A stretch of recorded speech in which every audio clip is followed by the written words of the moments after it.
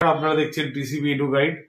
দেখুন 2024-এর নিটের ফর্ম যদিও এখনো বেরোয়নি, কিন্তু এটা আপডেট আমরা দিয়ে দিই যে বিভিন্ন স্টেটের বা কোনো কোনো পার্টিকুলার কলেজের কিন্তু আলাদা করে অ্যাপ্লাই করতে হয় নিট অ্যাপ্লাই করা ছাড়াও। মানে যদি আপনি সেই স্টেটের বা সেই কলেজে অ্যাডমিশন নিতে চান, তাহলে নিটের অ্যাপ্লিকেশনের সঙ্গে সঙ্গে আলাদা করে একটা অ্যাপ্লিকেশন করে রাখতে হয়। সেরকম কর্ণাটকা একটা স্টেট, মানে যেখানে ব্যাঙ্গালোরে আপনারা জানেন ভালো ভালো কলেজ আছে, সেন্ট জনস থেকে শুরু করে MS রামাইয়া থেকে শুরু করে অনেক ভালো ভালো কলেজ আছে। তো সেই জায়গা থেকে কর্ণাটকের কিন্তু আমরা নর্মালি দেখে আসছিলাম যে নিটের পরে যে কাউন্সিলিং এর ফর্ম বেরোয় তখন অ্যাপ্লাই করতে হয়।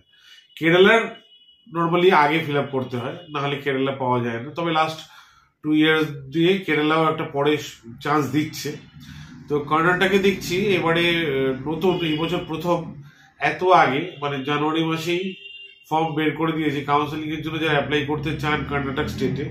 মানে কর্ণাটকের প্রাইভেট কলেজ, মাথায় রাখবেন কর্ণাটকে অনেক ডিমড ইউনিভার্সিটি আছে, সেটা সেন্ট্রাল কাউন্সিলিং এর থ্রু দিয়েই হবে। যারা কর্ণাটকের প্রাইভেট কলেজে অ্যাপ্লাই করতে চাইছেন, প্রাইভেট কলেজের ফিসটা কিন্তু তুলনামূলক ডিমডের থেকে অনেক কম।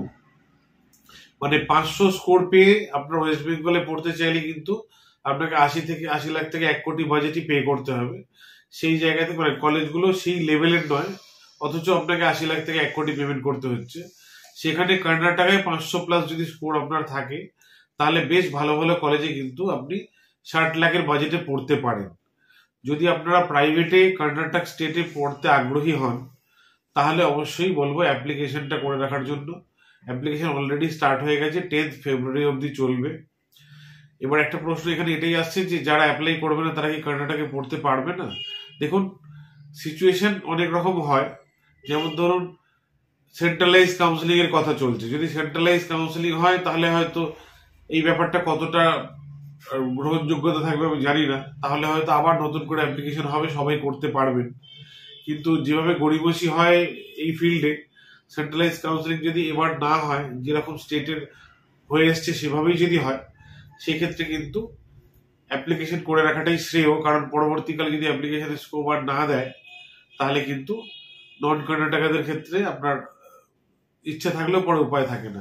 আপনি যদি একটা অপশন খোলা রাখতে চান, মোটামুটি কম বাজেটের ম্যানেজমেন্ট করার অপশন, সেক্ষেত্রে কিন্তু কর্ণাটক একটা ভালো অপশন।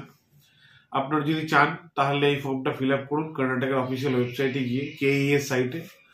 আর যদি চান যে আমাদের এনরোল করে আমাদের মাধ্যমে ফর্মগুলো ফিল আপ করতে, তাহলে আমাদের সঙ্গে যোগাযোগ করুন। আমরা কিন্তু আপনাদের এনরোলমেন্ট প্রসেসের মধ্যে দিয়ে তারপর আমরা আপনাকে কর্ণাটক শুধু নয়, কর্ণাটক, কেরল বা যা যা ফর্ম বেরোবে নিট ছাড়া, MBBS রিলেটেড সব ফর্মই আমরা কিন্তু আপনাকে আপডেট দেবো এবং ফিল আপ করেও দেবো।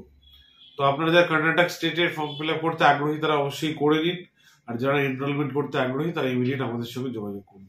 নমস্কার।